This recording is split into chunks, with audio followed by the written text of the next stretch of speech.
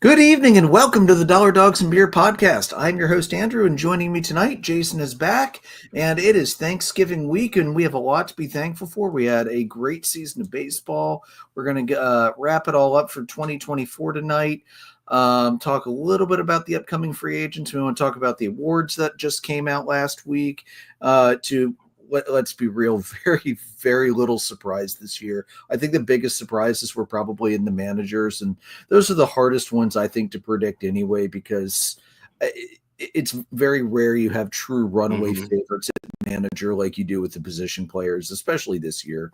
So, we'll break all that down tonight. So, Jason, how you doing tonight? I'm doing good. Season finale here tonight for us. Other than maybe a couple posts online or something here and there, but last live show for us for a little while at least. Season 4, 3? Yeah, season 4. Season 4. So you know that it's fun when everything starts running together and you lose track of the time. So, but no, I'm doing good. Got all the decorations up. You can see behind me. See if I lean the right way there. I've got a nice wreath in the window there. I like it. So, we're ready for the holidays, man. Ready to stuff my face on Thanksgiving on Thursday and then take like a 4-hour nap. Well, the football's not going to be very good on Thursday, so the nap will be well earned. I mean, as a Cowboys fan, Dallas and the Giants, Cooper Rush and Tommy Cutlets, like, Yeah. I mean, maybe it's a good Thanksgiving game because it will put everybody to sleep like all the food does. But I can't remember a year where we've had a worse slate for NFL on Thanksgiving. Usually, there's at least one good game, but here's your rundown. Maybe the evening game has potential. You got Chicago at Detroit. I mean, you always have a traditional NFC North matchup, and the Lions always play on Thanksgiving. The Cowboys always play Thanksgiving. So, you knew they were going to be there. And the Lions are playing great, but the Bears they're trash, even though my idiot Vikings decided to fuck around and find out a little bit on Sunday before they remembered, oh, yeah, we're the better team, and, stuck Chicago in the ground where they belong. Right. And then you guys have New York, as you mentioned. Yeah, the evening game might be okay. Miami at Green Bay, it at least has the potential to not completely suck, but really there were so many better the Friday night matchup or the Friday afternoon matchup is better between Las Vegas and Kansas City. Yeah, at least you have a nice division rival game that's got some hate in it and good teams playing, unlike, no offense, the Cowboys and the Giants. Did you just call Las Vegas a good football team? No, but Kansas City is a good enough football team that it actually makes up for how bad Las Vegas is. Something neither the Cowboys nor the Giants are good enough this year to do to the other. Although watching Micah Parsons terrify quarterbacks is always a highlight of any Cowboys game. I miss that boy at State College. Man, he was so damn good. He was. So, Jason, what are you drinking tonight? Tonight I'm going with another thing that my friends Charles Aquina got me for my 40th. It's called Neutral. It's a vodka seltzer with real juice, and this one is orange, so it tastes like an alcoholic Orange Crush, or like an alcoholic Sunkist. It's fantastic. That sounds dangerously delicious. I'm not going to lie. Sounds like the kind of thing that you're like 2 6-packs in and didn't realize how drunk you were till you stood up. Yeah, I'm pretty sure that I'm already halfway through this one, so I might have to grab another one at some point. But yeah, the sample pack they got me, it's 8 cans. It's 2 pineapple, 2 watermelon, 2 orange, and 2 black cherry. Nice. That's a good mix. So, yeah. What about you? For me, kicking off the holidays, going with Samuel Adams, the Holiday White Ale, not just the Winter Ale, but the Holiday White. One of my favorites. It's a good one. Nice. I almost got Old Fezziwig because Old Fezziwig is just one of my favorite Samuel Adams winter beers, but they didn't have any in the cooler at Giant, and I didn't feel like drinking warm beer for the podcast tonight. That's fair. I will have something coming at some point that I will make sure that you get a can to try. So, one of our favorites is Cheerwine Ale. Of course. And Cheerwine teamed up with Noda Brewing Company again. And Cheerwine has a thing that comes out around this time each year called Cheerwine Holiday Punch, which is has pineapple in it with the cherry and the Cheerwine. And this year they teamed up with Noda to do a Cheerwine Holiday Punch Ale. Oh, that sounds so delicious. So just roll the keg in. I know. So one of my friends who lives in North Carolina, I reached out to her. I was like, hey, then would you be able to grab me a couple packs of this and let me know how much I owe you? And the next time your parents come down for a visit, can you send it back up with them? So she said she would do that. So Mandy, thank you so much. I'm really looking forward to that. So I'll make sure you get a can. I appreciate it. I'm really excited for this, actually. I got 2 packs, so I can make sure that you and Jim each get to try some. I absolutely can't wait. All right, so let's roll in. We'll start with the awards. We'll start with the Manager of the Year awards. We had 2 first-timers take it. I thought that was pretty cool to see this year.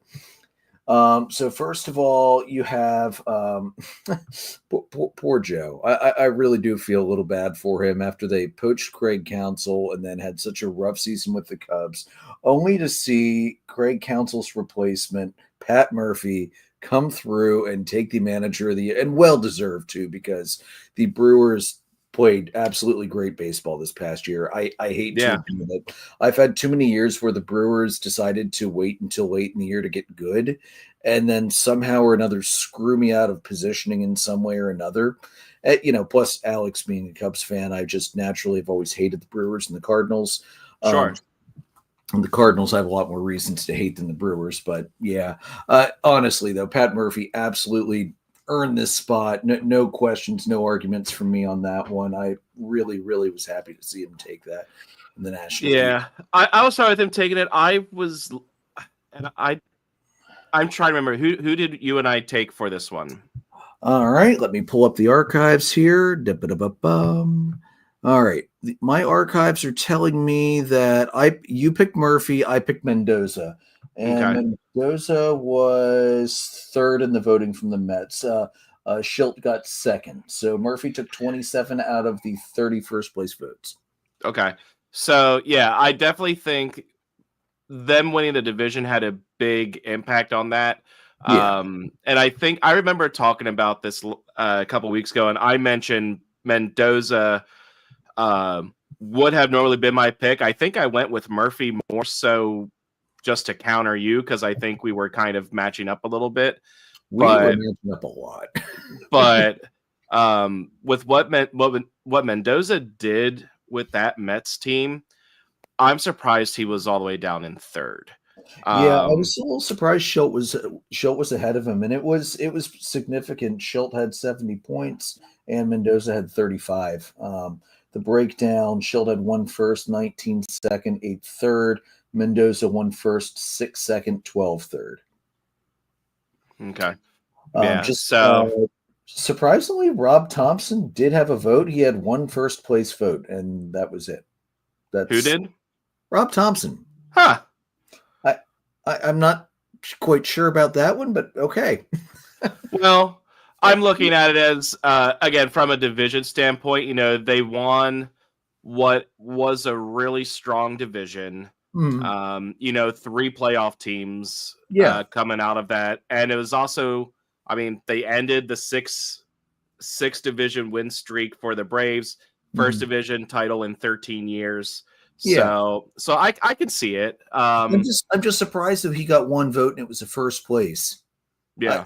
That was more the surprising part. Not that he got votes, but that he got a singular vote and it was a first place. That just struck me as a little odd. But. So out of those 30 first place votes, Murphy got 27 and Thompson got 1. So there's 28 out of the 30. So you only have 2 others left for all one the for others. Schilt, 1 for Mendoza, yeah.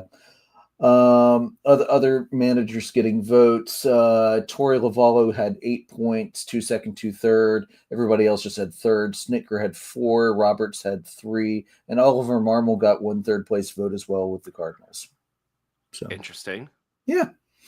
Like I said, this is the one that tends to be a little bit interesting because there's so many different factors to look at with manager of the year voting that you don't have. Because what do you want to focus on? You want to focus on your division winners. Do you want to focus on the guy that took what was assumed to be a smoldering pile of wreckage and turn it into a successful team? Do you want to take a guy that it's his first time on the job, walked in and made magic happen? There's a lot of things that they look at, and it's that one's a little harder to predict than the others. So yeah, it's always interesting to see. So let's shift it up to the American League, and the winner and another first timer, Stephen Vogt of the Guardians, which neither you or I picked. We actually, and I don't agree with this one. You and I were both unanimous on Quattro of the Royals, who was the second. Royals. It's Quattrero, excuse me. Vogt took 27 of the 31st place votes, 2 seconds and 1 third with 142 points. Quattrero, 2 firsts, 19 seconds, 6 third for 73. AJ Hinch, a first, 6 seconds, 18 thirds for 41. Joe Espada of the Astros had 6 points. Aaron Boone had 3. Mark Coates had 3. They each had a second, and Espada had 3 thirds. And then Rocco Baldelli had a third place. Alex Cora had a third place. I don't want to take away what Stephen Vogt did, because he did a great job stepping in this season for the Guardians. Yeah. The Royals came in last year with, let's say, probably no greater than this year as a 2 to 3% pick to even make the playoffs. Right. And they made it into the division round before getting knocked out. Yeah. I feel like Vogt got a little too much credit for how far the Guardians went in the playoffs, even though that's not technically looked at. I would say I don't think he did, because the votes are in before the playoffs. No, are they? Okay. Because it's a regular season award. Okay. I didn't know when they had to have the votes cast by. Yeah, the votes are typically cast before the playoffs. So okay. I don't know. I think again here you have Vogt, you have a first-time manager, you have a division winner. I mean, we need to remember, only a couple years ago he stopped playing. Yeah, 2 years ago actually. Yeah, and his kids announced his last time up to plate, and he had a home run. Right, one of the most baseball moments I've ever seen. Yeah, so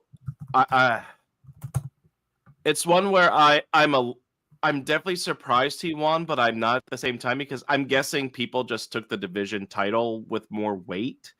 But I mean, the Royals, they were supposed to be well under 500. They weren't supposed to do anything, and they made the playoffs. And they made the playoffs pretty easily too. So I still would stand by my pick, and my vote would have absolutely been for Kansas City in this one.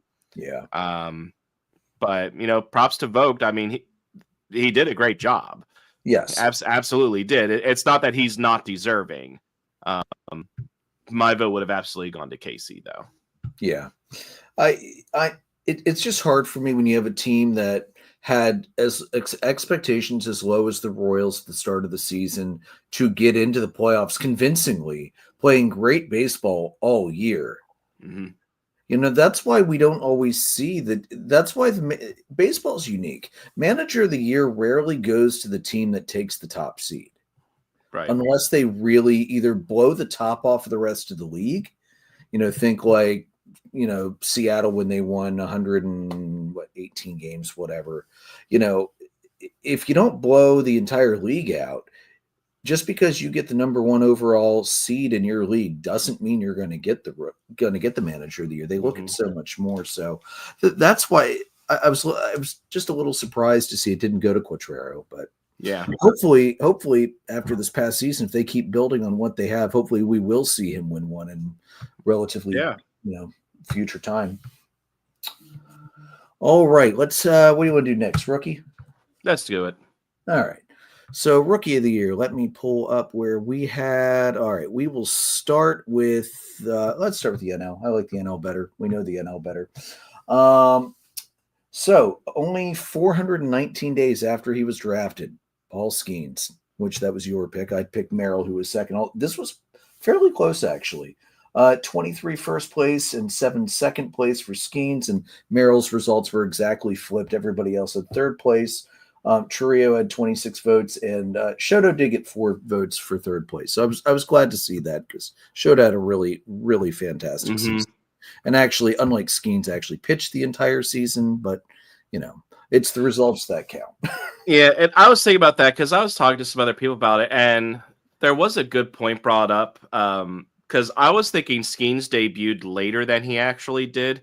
He debuted in May, so he debuted. Oh, he wasn't a June call up. No, he debuted in May, so he was only a month into the season. Okay. So that made me more okay with it and solidified, because I'm pretty sure that this was the one that I was like, yeah, I would probably pick Merrill, but just to be different from you, I'm going to take Skeens. Yeah. So again, both absolutely deserving. Merrill, again, I probably would have leaned Merrill just because he played every single day, not every fifth day. I kind of wish they would break the rookie of the year up into a batter and a pitcher, but there aren't always enough good pitchers to merit doing so. So I understand why they don't, but this is one of the times where it really should have gone to both guys, or the writers should have colluded to make it a split. Yeah. I mean, if you think about it, a lot of rookie pitchers don't always dominate. So Skeens was kind of a standout in that regard. So, I mean, and now the chase is on to find that debut Topps Chrome update 1-of-1 card. I would kill for it. I would literally kill for it, even though we live in Lancaster County. I don't care. I want it. Yeah. What a package the Pirates are offering. And honestly, it's a great value. You and I were talking about it in the group chat. We broke down the approximate cost of the tickets and everything else. That's a great value for that card. Even with the future growth of that card, it's a great value. Yeah. So I'm curious to see what happens, like when it actually comes out that card has been found. So something that we can keep an eye on over the course of the off season here. Yeah, because let's be real, even if I can't get, and we know I can't get to every game living where we do, it's a hike to get out to Pittsburgh. That's not really a great day trip like Philadelphia is. No.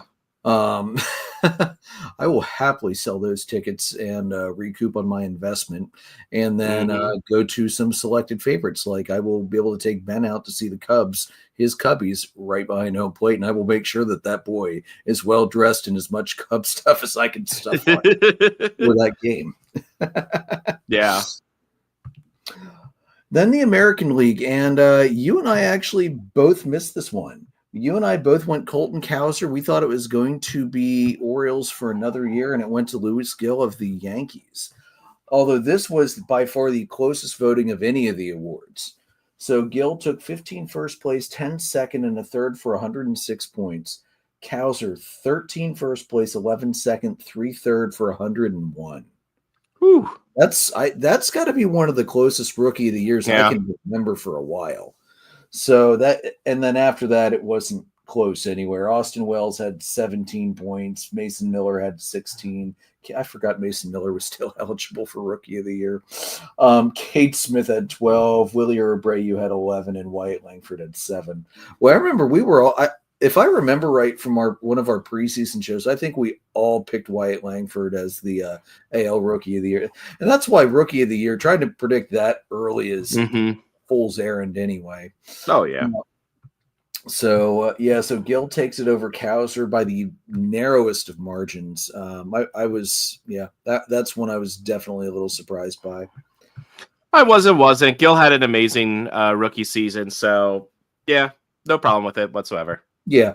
Again, as we pointed out last week, it doesn't matter who wins. All of the players that were and managers that were nominated for any of these awards are extremely deserving of these awards. Absolutely.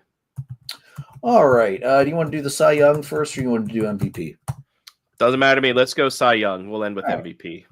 All right, so Cy Young, I was quite pleased with the Cy Young award, as you can well imagine. Yeah. Chris Sale taking the Triple Crown also took the Cy Young. Let me pull the vote totals up over here. So Sale was not unanimous. Wheeler did take 4 of the first place votes, as he should have. Wheeler had a hell of a season as well. Sale 26 first, 4 second. Wheeler 4 first, 25 second, 1 fourth. This is where I'm like, this is bullshit. Because Skeens got the last second place. So that means that the third place either went to that one writer gave it to either Shota or Dylan Cease and then put Wheeler in 4th. That's insane. Yeah, that's trash. That person should have their voting revoked. I'm trying to think, is it like some guy from San Diego or Chicago or something just giving a homer pick? That one made absolutely no sense to me at all, because Zach Wheeler was very clearly the second best pitcher in the NL this year. I'm sorry, Skeens. You had a great rookie year. You did not pitch as well as Wheeler and Sale did. They were in a league of their own this year. Yeah, Sale and Wheeler should have had all of the first and second place votes. Yeah, it should have been a long race for third after that. And the points do reflect it: 198, 130, and then 53. Yeah. So it's not like him stealing that second place vote really changed anything. Wheeler wasn't going to catch Sale. And Skeens wasn't going to catch Wheeler, but it's more the principle of the vote. Exactly. It's like the guy it's like the Hall of Fame guys that refuse to give votes to first-time players because they're first-time players on the ballot. Just stop. Stop. When Ichiro comes up, Ichiro should be damn near a unanimous pick, if not unanimous. We should see it this next year. Yeah. So going the rest of the way down, Skeens 53, Dylan Cease 45, Shota 38, Logan Webb 18, Michael King 14, Hunter Green 5, Ryan Helsley 4, Christopher Sanchez 2. Oh, good for him. Reynaldo Lopez had 1, Sean Manea had 1, Aaron Nola had 1. Oh, hey, even Nola got snuck on there. All right. Huh. So, the Cy Youngs weren't a surprise. When you have 2 guys that win Triple Crown, they're pretty much a shoe-in. In the American League side, it was unanimous. Scooble got all 30 votes, and the max 210 points. Behind him, now that race, it was what it was. Lugo was second at 93. Klaus was 66. Reagan's 48. Burns 47. Gilbert 25. Valdez 17. Yates 2. Oh, good for Kirby Yates. Good for you. Don't usually see relievers get love like that. Yeah. And Kikuchi no longer with Houston, as we'll get to later, with 1, and Cade Smith with 1. So again, not a lot of surprise over there in the in the Cy Young races. Nah, and you and I got both of those spot on, I think. Yeah. Neither. I don't even think I think you were like, I want to pick Wheeler just to be a homer, but there's no point in picking Wheeler to be a homer. No, I'm pretty sure those were your exact words if I roll back the tape. Just about, pretty much. Yeah, it was pretty much, as much as I want to take Wheeler, it would 100% be a homer pick because it was going to be Chris Sale. Yeah. And then the Cy Youngs were also exactly as expected. It was Shohei and Aaron Judge. Before we do the MVP, I just got to say, Zach Wheeler is going to be the new Corbin Burns for me, and picking him every year for the Cy Young, and he's going to eventually win one. Or retire as a third-year ballot on the Hall of Fame. Because Zach Wheeler absolutely deserves a Cy Young at some point here. It hasn't been Wheeler. It's just insane that one person every amazing year he's had has been just that much better. Yeah. Like, what can he do? Yeah, like Wheeler even added a new pitch to his arsenal this year in hopes that would get him over the edge. But there's not much you're going to do when, Chris Sale has the season he does, which nobody saw coming. No, I didn't see it coming. like nobody saw this coming from Chris Sale. Like we were thinking, like so many people were like, you know what, he'll show some flashes of his brilliance and his dominance, but he's a ticking time bomb as far as injuries go. And it finally caught up at the very end of the year. Yeah, but it just never happened, and he was his dominant self. Like he turned the clock back and flat out dominated. So like it's one where each time Wheeler has this amazing season, he still winds up in second because somebody else just. Now I will say I think he got robbed the other year against DeGrom. No, you're thinking of 21 when he lost to Burns. Okay. Yeah. That year I just pulled up the stats from that year. It was a 10-point loss on the voting points. I don't have the breakdown, but Burns's record that year was 11-5 with a 243. Wheeler was 14-10. I know the losses were a little high. Philly wasn't spectacular in 21 as we remember. Right. 278, but he had 3 complete games, 2 shutouts, and dominated the MLB in innings at 213 in the third, and had 247 strikeouts and a whip of 1.008. And Burns had a 0.94. Scherzer had a 0.864. And Scherzer actually had 113 points too. I mean, that really muddied the waters behind too, which didn't help Wheeler's case that year either. I remember us talking about that after, in the postseason glow of 21 that it was for me. And I think if I remember right, I'd have to go back and look. I think I did what you did this year. I said I thought it should have been Wheeler, but I'm going to pick Burns because and that's what it ended up being. Because remember, that was the year everybody's like, oh, it's going to be Julio Urias because he was 20-3. Yeah, he was 20-3, but beyond that, he was 20-3 because the Dodgers gave him 2.5 gazillion runs of support every night.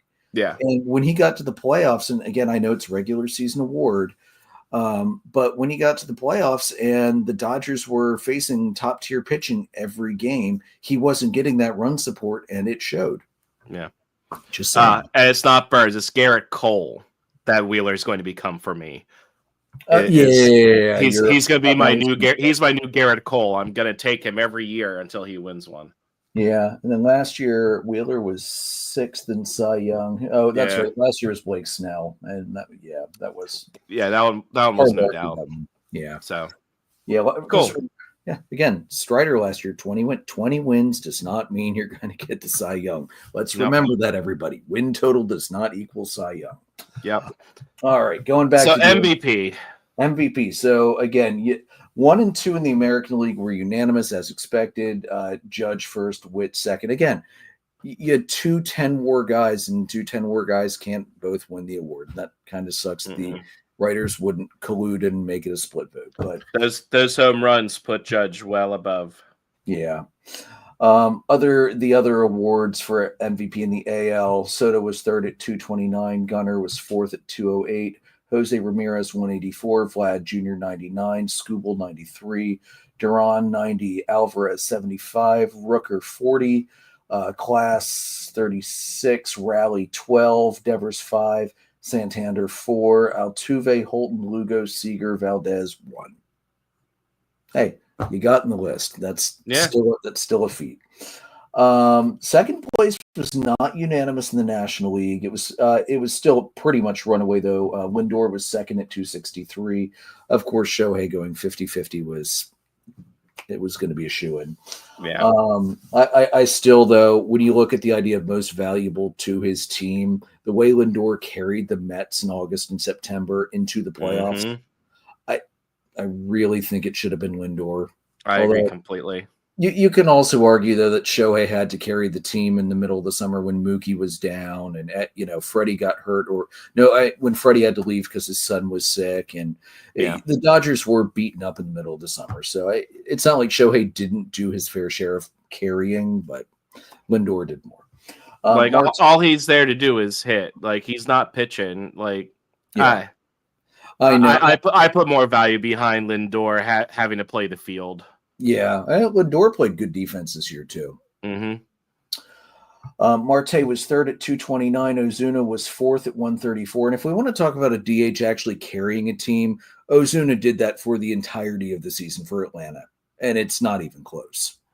Yeah. But anyway, Contreras 132, Harper 130, Sale 99, De La Cruz 89. Boy, he was dynamite for my fantasy team this year.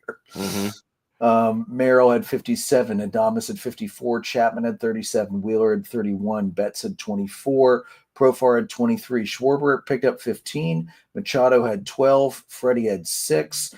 Freddie got the better MVP award this year anyway, let's be real. Yeah. Arise had 4, Skeens had 3, Hernandez had 3, Tovar had 3. Wow, who would have thought a Rockies player was even going to touch this list? Churio had 1 and Cease had 1 because sure, why not? So those were the big awards. Yeah, as expected, you and I nailed the MVP picks because that was as obvious as the sky being blue when we wake up. Hey, I would like to point out I swept the National League side of this prediction here of yes, these picks. Yes, you did. Well done.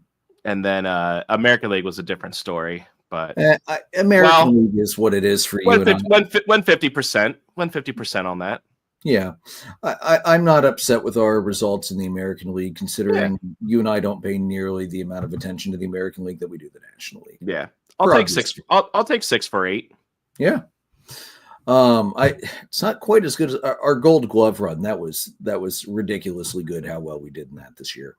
Yeah, especially the American League side of that too. All right, so that's that. Wow, what a year. Yeah, it's so weird that there's so little arguing over the awards. The biggest argument was for the managers. Mm-hmm. It's almost never that cut and dry. I don't think any year we've ever done this, it's been this cut and dry. Right. All right, so now that we're moving into the off season, Jason, what are you looking at for your Phillies? What do you want to see them do this off season? So what I want to see them do, I want to see them improve the outfield, get another starter, mix some things up in the infield. I want to see them. I know there's talk about them moving on from Alec Bohm at third base. I think that's a good idea. Yep. Because this lineup has become too predictable. They need to shake things up. They need to get more average in there to go with the power. So my wish list here, my top 3, well, I'll go with the top 4. So top 4 things I want to see the Phillies do: improve the outfield, improve the starting rotation with one more starter. That way you're not relying on Taijuan Walker. And then third base, I want to see somebody come in over Alec Bohm. And then lastly, I want a legitimate closer. Yeah, that the back end of your bullpen has been an issue for a few years now. You're at the point now where you need to have a lockdown guy locked up, and even if that means pulling up one of your prime chip future starters up for a year and telling them to just blow smoke in the 9th inning for a year, somebody like Painter could absolutely do that. The thing for me though is like the bullpen actually has been really good over the last 2 to 3 seasons. The issue is come playoff time, they fell apart. Like in the series against the Mets, Strom, Hoffman, and Alvarado all struggled, and that was not the case through most of the regular season. Yeah. So it was just kind of bad timing essentially for those wheels to fall off. Yeah. But knowing that Estevez is a free agent, probably going elsewhere, looking at that bullpen, I want a dominant closer, like a trade for Devin Williams, because Devin Williams is going to be a free agent after this next year. So the Brewers are probably going to be looking to move him. Mm-hmm. So I'm thinking, he can come at a fairly reasonable price, knowing that he's essentially a 1-year rental. Yeah. So I'm thinking that the Phils potentially make a play for him or even for Helsley, because Helsley had a really good bounce back year. So I will still never draft Helsley in fantasy baseball ever again after what he did to me 2 years ago. Fuck that guy. Yeah, he killed you. I had such good pitching that year, except for him. Yeah. So yeah, those are my 4 things. What about you for the Braves? So, as is often the case with Atlanta, you don't have a ton of open holes because so many guys are signed to long-term deals. I would like to see Atlanta start to talk with Acuna about an extension because I don't ever want to see him come anywhere close to the free agency market. And now might be the time to do it when he's coming off an injury, and it might be slightly less expensive than it otherwise would be. But at the same point, Acuna is a franchise guy, and if that means we blast off the largest fucking contract we've ever given out, that's what it means, because that is the level of player that he is. So that's number one. Number two, we need probably at least I want to see probably 2 starters come in, whether one of them is Fried coming back or not. I'd like to see him back, but I think it's going to get out of what we're comfortable paying him, given the fact that he's injured pretty much every year for at least a month and a half. I think that bidding is going to, plus he's a West Coast guy. I think he's going to either Los Angeles or San Diego. And if I remember right, he's a San Diego area guy, so it will not shock me to see him go home. So they need to, and we have plenty of guys ready to come up. But I want to see some guys brought in to make some competition in spring training. I want to see deep pitching, because you're not going to have Strider by opening day, and that's fine. Sale's going to be the ace next year anyway. So the fact that Strider coming back is just like, it's a nice bullet to have in your to add to the arsenal for later in the season. So I want to see maybe not necessarily an ace. I want to see a solid 2-3 and then a 3-4 guy come in. Because Schwellenbach, I think, is going to be ready for a full year next year. We've got other guys in the minors that are very close to being ready to make their debut. Ian Anderson is likely going to get a shot at a 4 or 5 spot next year. Now that he's a solid year and a half, 2 years off of his Tommy John surgery, so he looked pretty solid in AAA. Not spectacular, but again, we've seen it for how many years for these younger guys going through Tommy John. I know they get back after a year to 18 months, but they're not really back until you're 2+ years out from that injury. Yeah. I think that's you bring that up. It's a good point, because Andrew Painter, I think you're going to be looking at him coming up at some point in Philadelphia next year. He was finally back on the mound. He pitched in the Arizona Fall League. He was great. He dominated in that one. So I'm really excited to see what he can do as he continues to develop here. And hey, he's a high enough prospect. They won't fuck around with him because of Taijuan Walker coming back, like they did earlier this year, when what was one of the most idiotic moves I've ever seen the Phillies make. Yeah. Atlanta really likes to go get almost diamond in the rough kind of guys and see what they can get out of them. Look at Sale, look at Reynaldo Lopez.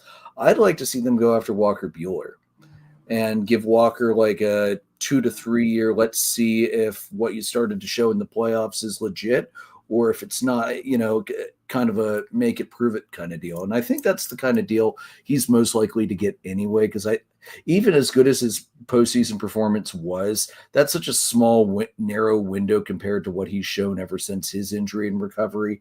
So that's probably more the deal he's looking at. I'd like to see him brought in. We're probably going to need one more outfielder. We already dealt Solera away because we didn't want that horrible contract that's around his neck, because we already have a full-time DH, and Solera's really not. He's such a liability in the outfield.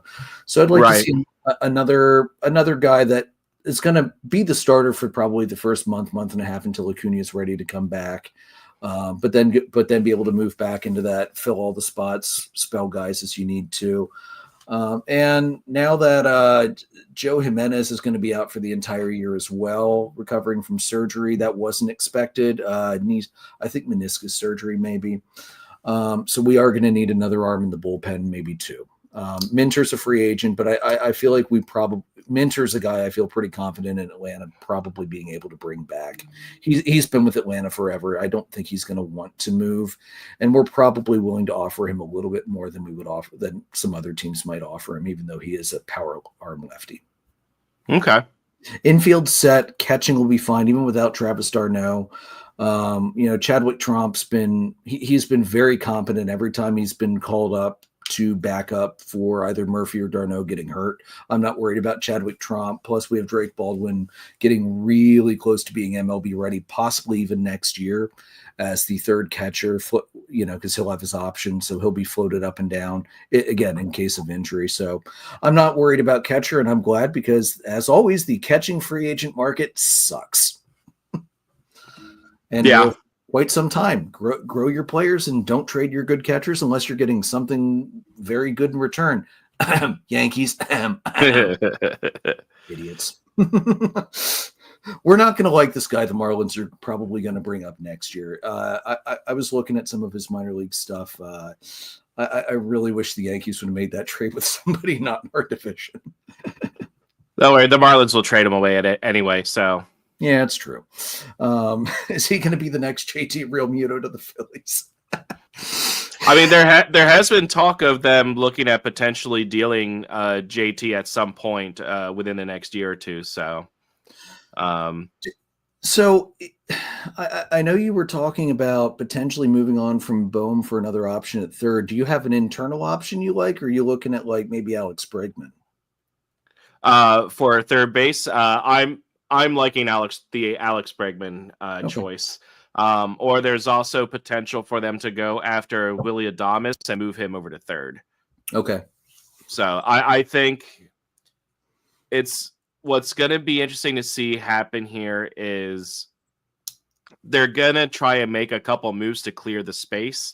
So I think you might see them use Bohm and a prospect or two to try and get starting pitching or outfield help, something like that, or even a reliever. Send Bohm over to Milwaukee for Devin Williams. Something like Milwaukee, that. Philadelphia West. Yeah. So I think the possibility of that happening is pretty good. I've seen a lot of MLB execs are saying that it's very likely that the Phils will get Bregman and ship out Bohm, which I would be okay with. Like, I was a big Bohm supporter for most of last year. I mean, I got his jersey in the City Connect, so naturally he's going to be gone this year because I just got his jersey. So you are the kiss of death sometime with your jersey choices. It's true. Well, that's why I went with Harper, because I'm like, you know what, 12-year deal. Cool, my jersey is going to be good for the rest of his career and the foreseeable future. With no trade clause, if I remember right, too. He does. So unless he says I want to go somewhere, he ain't going anywhere. No, and he's not going to want to go anywhere. No. He loves Philadelphia. Yeah. Loves Philadelphia. So naturally, Bohm's going to go. But I think what soured me is it's not even so much his lack of production the second half after the All-Star break last year. Like, he only had 4 home runs. His RBIs dropped. His average dropped. For me, it was his attitude. The second half of the season, whenever he does not get a hit in a game, whenever he struggles, he gets very mopey. He does not show as a good teammate. Like, if everybody gets a hit except him, he's bummed. He's upset that he didn't get a hit as well. Instead, like, hey, the rest of the team picked me up. I didn't get the hit. So he has a lot of growing up to do. Yeah. And let's be real, his glove's above average, but he's really, I know we're not at Bohm era night like we were the first couple years he came up, but even with his improvements he's never going to be a great defender at third.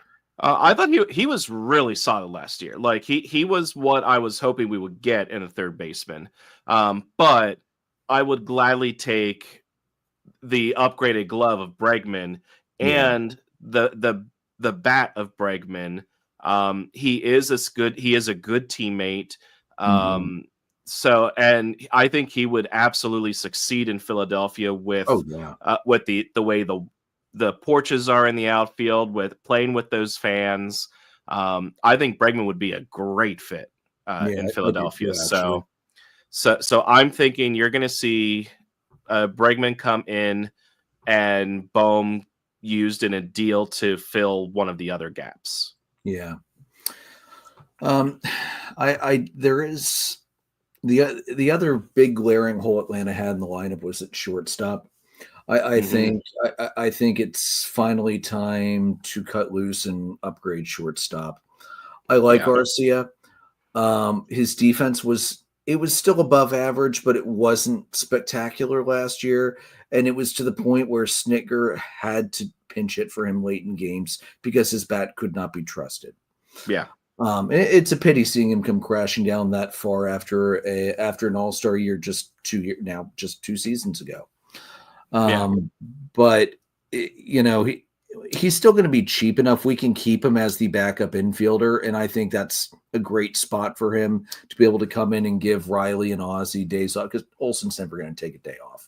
So let's just Olson, Harper, and Alonso. Those three guys never take a day off. Harper can be convinced more than the others. He has more injury history, but those three guys don't take days off at first base. So our teams are lucky. We only need backups for second, shortstop, and third. They will take days off more just if they're hurting and they just need a day to kind of let some things that are nagging heal up a little bit.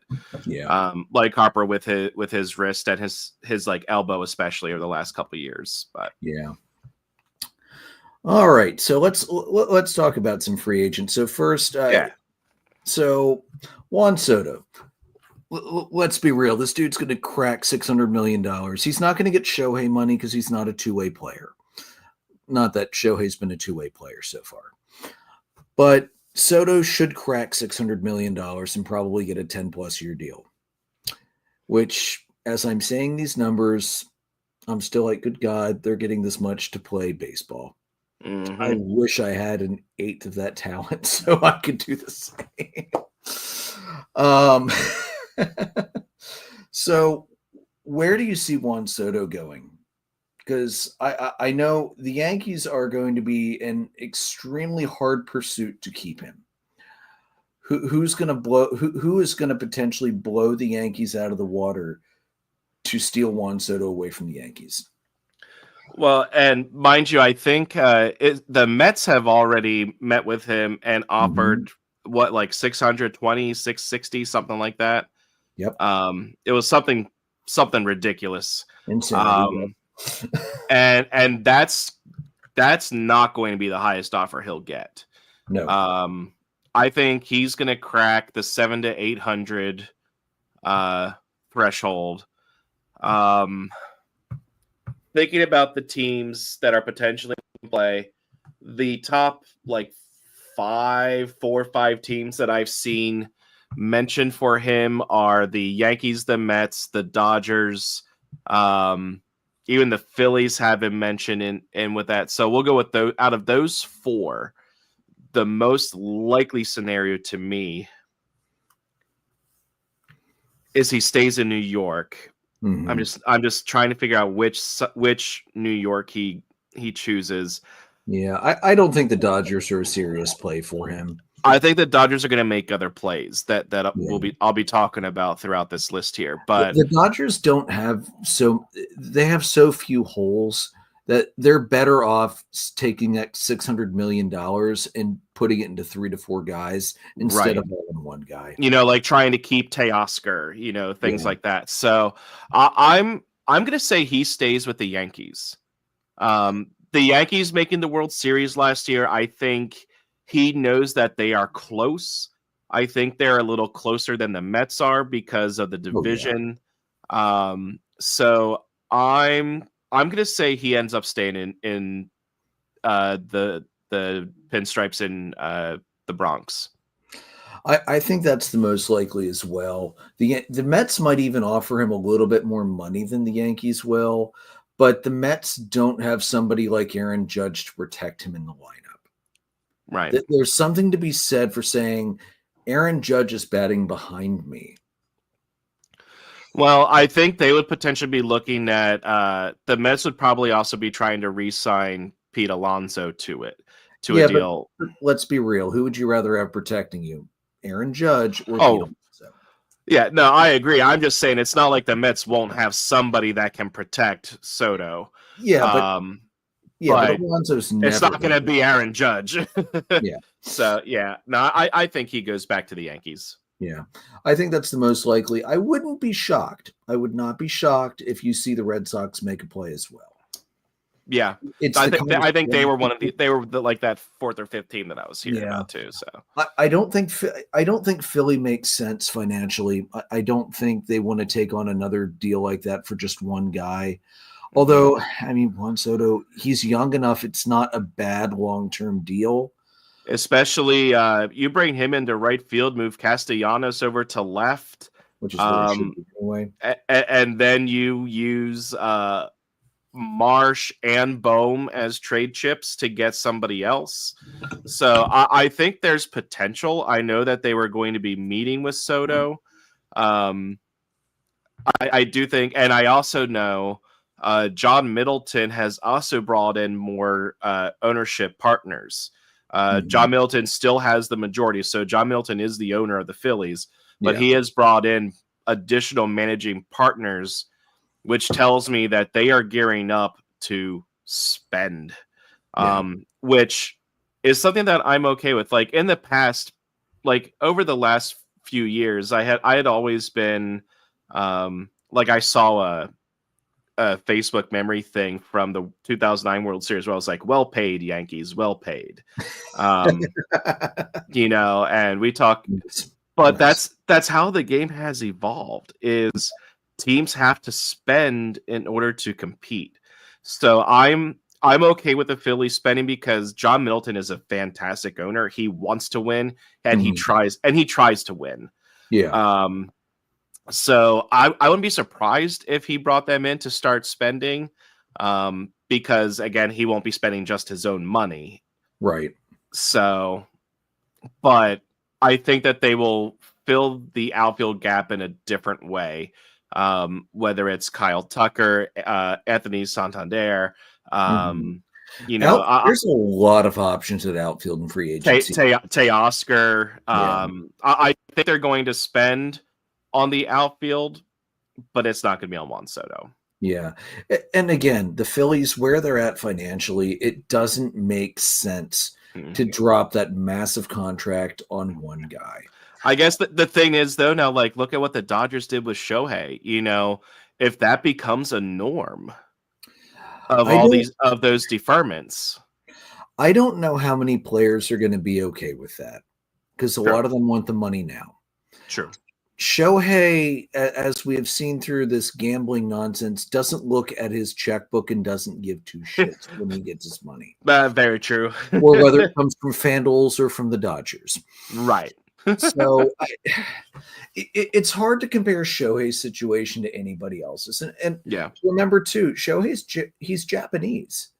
They have an entire different cultural view to things than we do. And he conducts himself that way as well.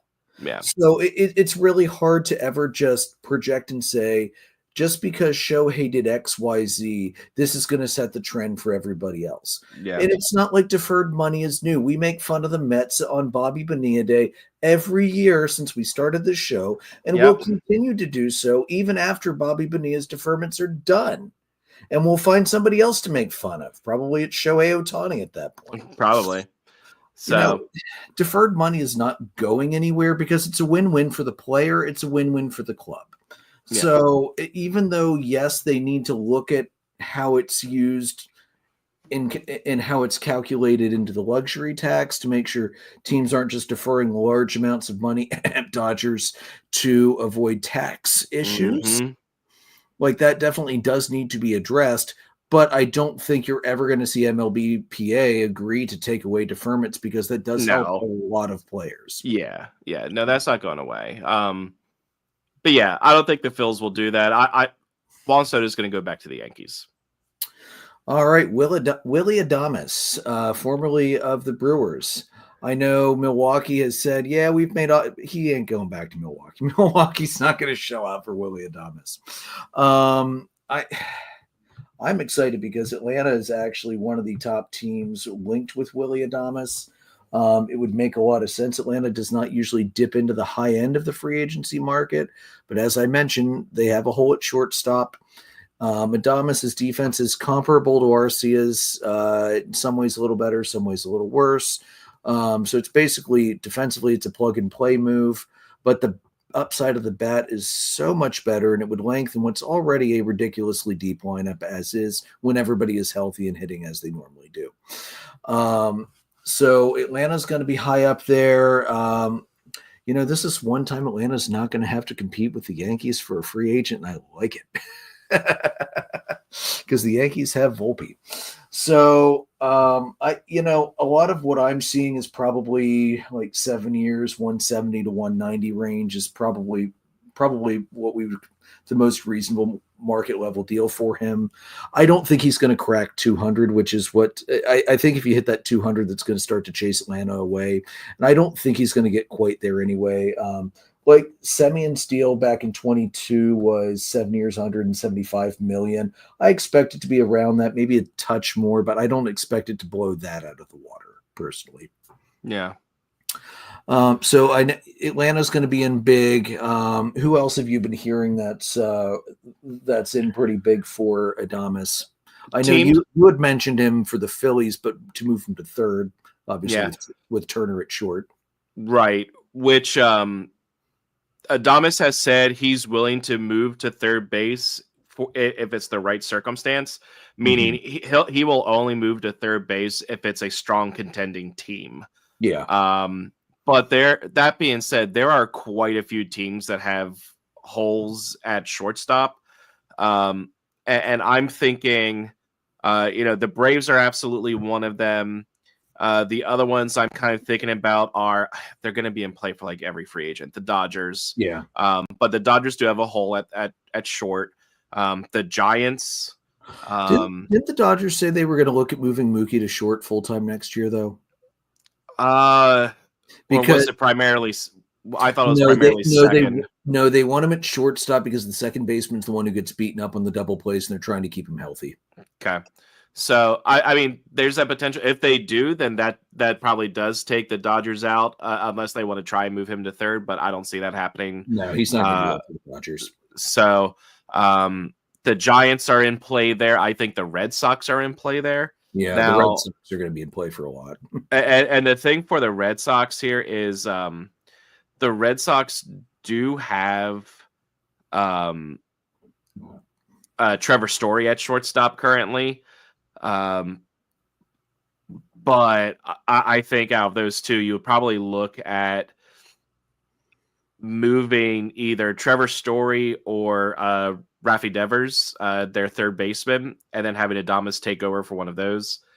I don't think Devers is going to move, and I don't. He's the franchise guy in Boston. He's not going to move unless they give him a damn convincing reason, and I don't think Willie Adames would be that.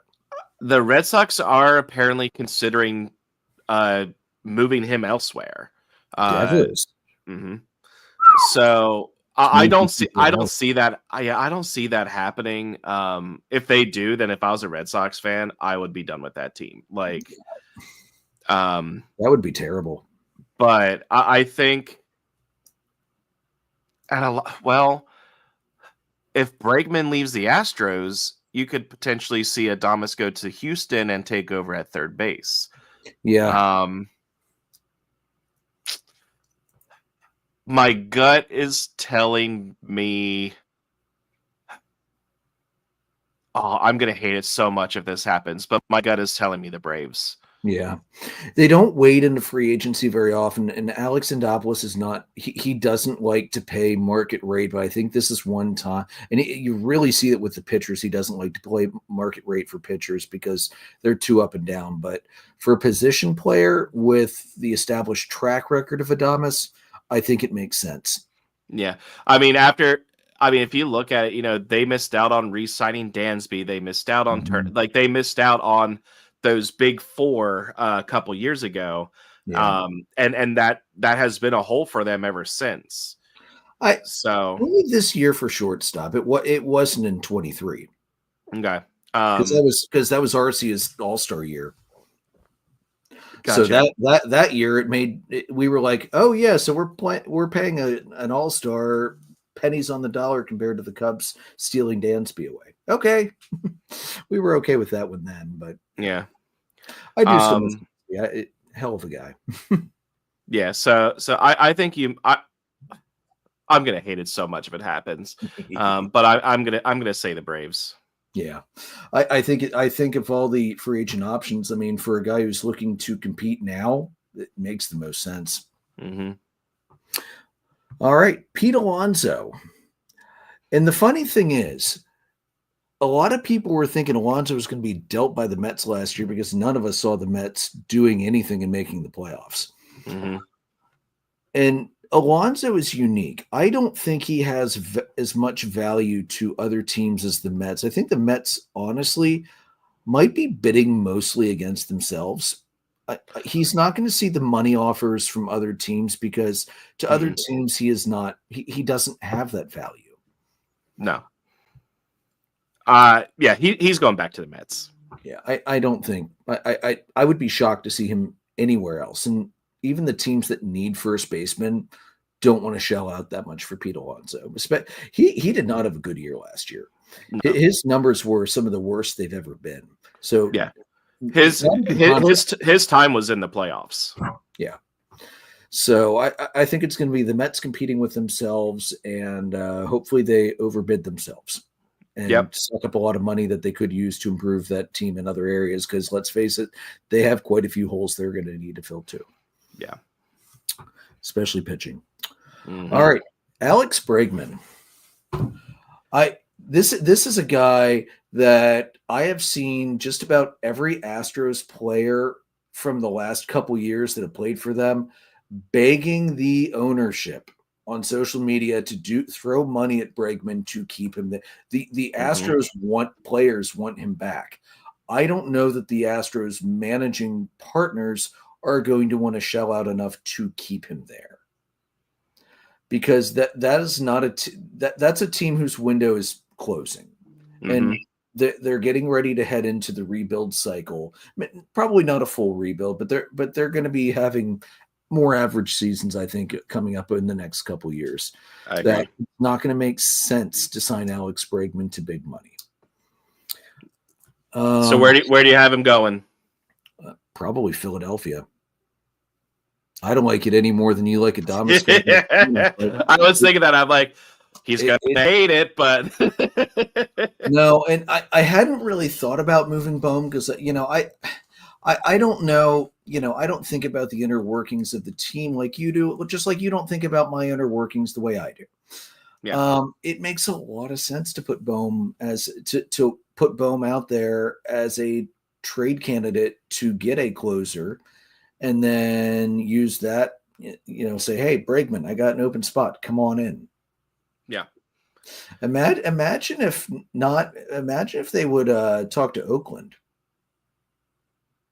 Imagine that at the try and get Mason Miller away from Oakland, or it's Vegas, or I guess they're no longer the Oakland Athletics; they're the Athletics. Yeah, they're not. Like their banner is going. Their banner initials, instead of being OAK, are going to be ATH, I think. Yeah, that's what it is right now, and it looks really, really weird.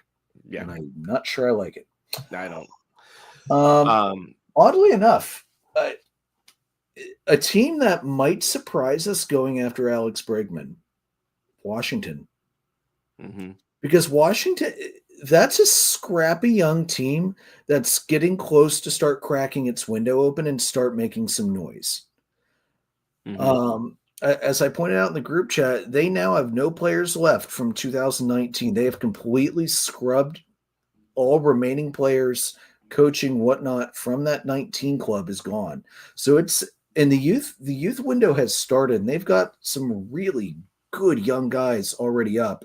And I can tell you from seeing some random Senators games over the last couple of years, their talent is getting ready to hit the major league level this year and next year. It would make a lot of sense for the Nationals to throw a lot of money at Bregman to get that kind of. I know he's not old enough to call an elder statesman, but that team's so young, he would be by default the elder statesman. And that's the kind of guy you want to have on your team when you're trying to get young players acclimated and ready for the majors. What do you think about that? Yeah, I mean, it makes sense, but I still think they're still just a little too far away. I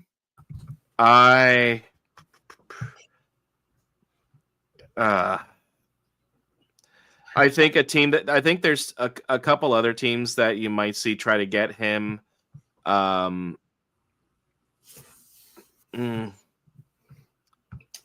could see potentially the Blue Jays try, because the Blue Jays have a gap there. Mm-hmm. You have the Tigers, you have the Mets. I don't know if it's going to be a homer pick or not, but I think he might come to Philly. Yeah, it's a team whose window is still wide open. It's not closing yet. They're a few years away from that, but if they keep retooling like this, then that window will stay open longer. But I think Philadelphia just seems like a great fit for him, and the Phils, I think, will be more willing to spend the money than the Astros will. So yeah, I'm going to say he's coming to Philly. What are you thinking contract wise? I think you're going to be looking at 200. You think he's going to hit 2? Okay. Yeah. He is 31 and versus Adames, who's 29. I don't know. I think he's going to be a little under. I think maybe 190, 195. I think he's going to be just under 200. But it wouldn't shock me to see every year we try and guess the free agents, and somebody does something Boris-sized and stupid and blows the top off of the free agent market, and then the sharks hit the water because they taste blood. Yep. So we'll see. Corbin Burns. So Corbin Burns pitched very well last year. Good stay on my fantasy roster. I know he's 30. He's going to demand at least 5 years because of his age. He's probably going to get, I would think, closer to 7 or 5 with options. I think he's going to blow past Strasburg's last deal, which the Nationals will regret until the franchise folds. Which that was, Strasburg was at 245. I think he's going to go past 245. I think he might be closer to 250, 260 maybe. I know he's older, but he's got the experience, and he's been consistently an elite pitcher the last several seasons. Yeah. In his years with Baltimore and Milwaukee. I'm going to put him closer to, I don't think he's going to get the 250. I think he's going to be closer to like the 195 to 200. I'm using, and to use an example, he's going to get more than Aaron Nola's 172. Oh yeah. 7 year 172 from last off season. So if we're looking at 7 year for something like that, I'm probably going like 195 to 200.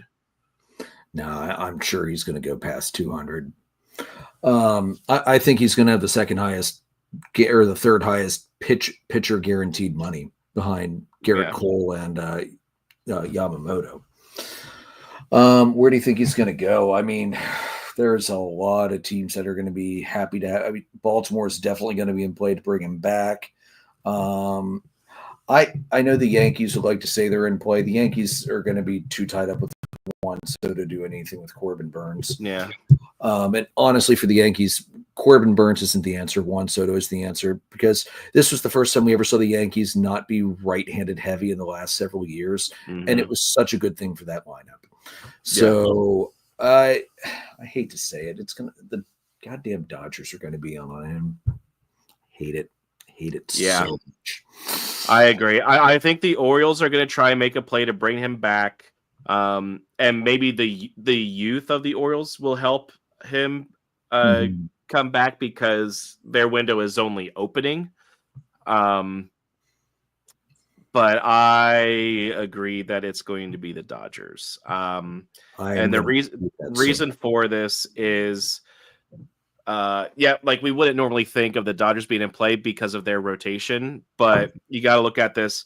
Glass now has struggled to stay healthy. Otani will be coming back from Tommy John. Plus, then you're looking at the potential losses in free agency of Bueller and Flaherty.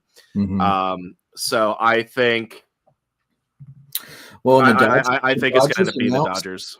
the Dodgers announced that they want to do a 6-man rotation next year Yeah. because of Yamamoto and Otani. Mm-hmm. So it would make sense. Now, it also wouldn't surprise. I actually think the Dodgers might be a little bigger on Blake Snell than Corbin Burns, but it would not shock me in the slightest to see the Dodgers come away once again with one of the top starting pitchers on the free agent market. Because of course they will.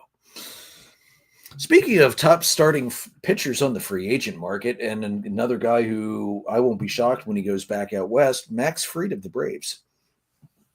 So I'm seeing projections for Fried probably around Rodon's deal or Nola's deal, 6 to 7 years, 165 to 180. I don't see Fried blowing past that. His too many injuries. Like I said, he's hurt for a month and a half. Pretty much every year. So I'd love to see him come back, but it's going to be at more of a discounted deal with Atlanta. They're not going to pay top money for Fried. I think he's going back to San Diego or Los Angeles, and it could be either Los Angeles team in play. The Angels have been active early. They have. I'm going to say he goes back to San Diego. I think he's going to go back to the Padres. Yeah. He's probably looking around like a 6-year, maybe like 150 to 160. Yeah. I think he'll go a little farther than that. I think he'll hit 170. I think he's going to be right around where Nola was. Yeah. I really do. And then the wild card. And he's going to be in play for everybody from Japan, Roki Sasaki. Now, he's coming over at 23 instead of 25. So he's going to have to be signed to a minor league deal. It's going to be under your international cap, your international money cap. So every team is really in play for him. And is every team really in play for him though? Yes, because they're going to wait to post him until December when everybody's cap resets. So literally every team will have their full amount or more, depending on what they can roll over from 24 to 25. So they're being very smart with how they're going to move him over. Not shockingly, the Dodgers have probably the most pull money available because they do tend to do this, and the Dodgers do tend to be a landing spot for Japanese players. So I'm going to say Dodgers, or I'm also going to say the Mariners are going to be strong players here as well. Another team with strong links to the Japanese leagues, and have a good history of signing Japanese players. Plus, good God, Mariners and their pitching. If I'm a pitcher, I'm looking at that franchise, and I'm going to say they might not score me runs, but boy, they treat their pitchers really well. Yeah. I hate that they're in play for like every single person. Right. It's the worst. I'm especially because with their deferments that they're doing, like they will clearly have no problem doing it for multiple people. I can't wait to see. I can't wait to see if the deferments ever get added to the tax, because they should when you have to start paying the deferred amount in the future. Yeah. That should still be applied to the tax. Yeah, so I think Roki's going to go. I'm going to say the Dodgers, and I think the reason why, yes, Seattle has strong ties. But not recent, I know. But not recent, and I think he's going to absolutely love getting to play with Otani, with Yamamoto. Yeah. He's with his own countrymen, so and heroes to him too. Yeah, so I'm gonna say he's coming to the Dodgers. Yeah. All right. One other thing I want to talk about tonight before we get rolling off, just came out earlier today. Because of the nasty weather that you have to deal with down in the Tampa Bay area, especially with rain in the summer, Tampa Bay is going to have a very, very odd schedule, and I feel really bad for the players this is going to suck. And it's nothing that they could control either. Yeah. I appreciate baseball telling Tampa, we need to find a way to keep the team as close to home as possible for your fans. I really do appreciate that. And just because they're going to be in a tiny ballpark at Steinbrenner Field compared to Tropicana, it's not like they filled Tropicana anyway. So I don't think that's actually as big of a factor. 19 of their first 22 games are going to be at home, and they're going to have 37 of 54 at home through May 28th. And then 64 of their last 108 games are going to be on the road. They're going to be home for 8 games in July and 8 games in August. That's terrible. That's so brutal. Like they've been moving. Like the series scheduled at the Angels from April 7 to 9 is going to be played in Tampa from 8 to 10. The second series will be played August 4 through 6 instead of 5 through 6. Like they're MLB's tweaking it around as much as they can because there was such extensive damage done to the Trop during the hurricane that there is no way to have it ready for 24. It's going to have to be for 25. And the new stadium's not going to be ready to 28, right? Yeah. 27. So I think it's 28. They're going to have to repair Trop. And they're also what's nice, the city already okayed I think close to $10 million in funds to have the Rays waterproof and upgrade stuff that they never thought they had to do that when they constructed it because it's a dome stadium, to make sure that critical electronics and whatnot can stay protected while the stadium is exposed. So really the Rays and the baseball, they are doing the absolute best they can for an unprecedentedly bad thing. And this is just I feel so bad for the Rays players next year. That's going to be the most brutal road schedule ever played in baseball, including in leagues like our good old Atlantic League, where you would some years have a barnstorming team that only played road games. Yeah, called the Road Warriors. Mm-hmm. Yeah, I was thinking about that as you were talking. I was like, man, they are like the Road Warriors. Only they will have some home games. So average rainfall from 91 through 2020 in Tampa Bay, 2.25 inches in April, 2.6 in May, 7.37 in June, 7.75 in July, 9.03 in August, and then back down to 6.09 in September. I hate it, but you have to. Yeah, there's nothing you can do about it. Because it's not just rain; it's a lot of lightning down there too. And you can play through some rain. You can't play in lightning. Yeah. So. Yeah, it sucks, but hopefully after this next season they'll be able to get back to the Trop until the new ballpark's ready.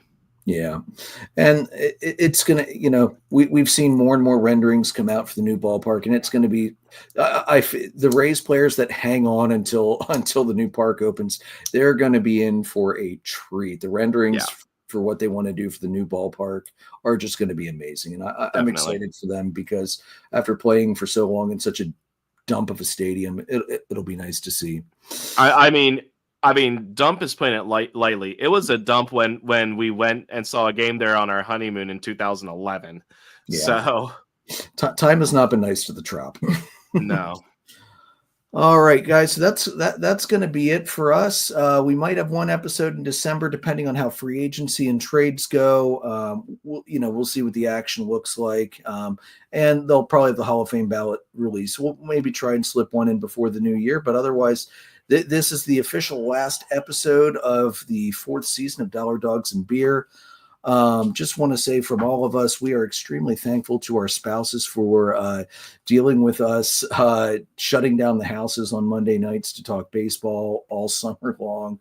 Although I'm not going to lie, Ben loves having his movie nights on Monday nights. He actually gets disappointed when the podcast's in because movie nights get cut back.